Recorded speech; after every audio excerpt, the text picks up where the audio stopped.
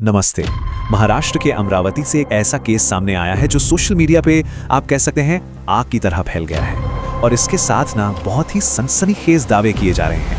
हर तरफ बस वीडियोस हैं और चौंकाने वाली बातें चल रही हैं। शायद आपने भी सुना होगा 180 लड़कियों वाला केस, यही नाम चल रहा है ना?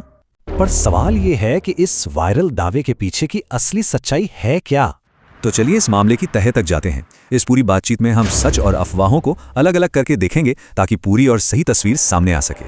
सबसे पहले ये समझना बहुत जरूरी है कि इस पूरी कहानी के सेंटर में एक असली और गंभीर अपराध तो है, लेकिन हुआ ये है कि ऑनलाइन अफवाहों ने इसे सच और झूठ के एक ऐसे जाल में उलझा दिया है कि कुछ भी साफ नहीं हो पा रहा।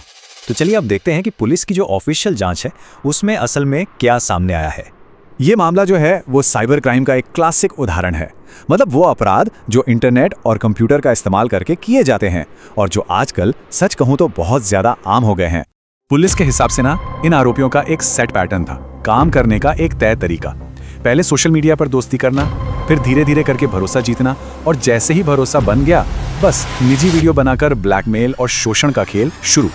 ये कोई अचानक हुई चीज नहीं बल्कि पूरा सोचा समझा तरीका था। आप देखिए, मामले की गंभीरता को देखते हुए एक स्पेशल इन्वेस्टिगेशन टीम यानी SIT भी बना दी गई है और कई गिरफ्तारियां भी हो चुकी हैं।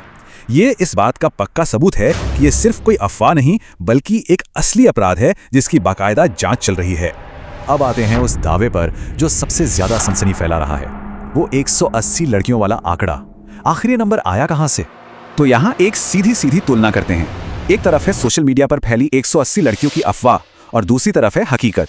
और हकीकत यह है कि पुलिस ने इस नंबर को ऑफिशियली कंफर्म नहीं किया है, जांच अभी भी चल रही है। तो सवाल उठता है कि ये 180 का आंकड़ा आया कहां से होगा?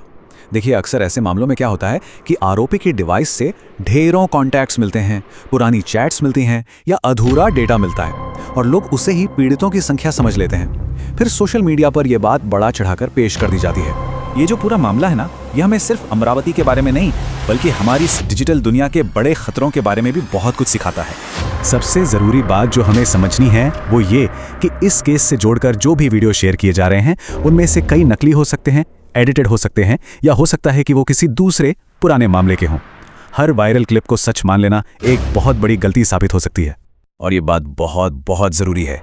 जब हम बिना सोचे समझे, बिना वेरीफाई किए कुछ शेयर कर देते हैं तो हम अनजाने में उन पीड़ितों को और भी ज़्यादा नुकसान पहुंचा रहे होते हैं। उनकी प्राइवेसी, उनका सम्मान सब दांव पर लग जाता है। तो ऐसे में एक सोसाइटी के तौर पर और एक इंटरनेट यूज़र के तौर पर हमारी अपनी क्या जिम्मेदारी बनती है? देखिए, कुछ बहुत ही आसान से नियम हैं। पहला, शेयर करने से पहले कंफर्म करें, पहले जांचें फिर शेयर करें। दूसरा, किसी भी अनजान या अविश्वसनीय सोर्स पर आंख बंद करके भरोसा मत कीजिए।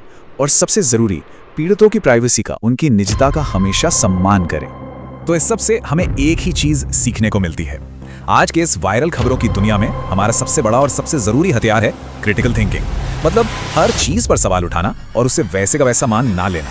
तो अंत में बस एक सवाल, अगली बार जब कोई ऐसी सनसनीखेज कहानी हमारे सामने आएगी तो क्या हम उसे फॉरवर्ड करने से पहले एक पल के लिए रुकेंगे और सवाल पूछेंगे? ये फैसला पूरी तरह से हमारा है।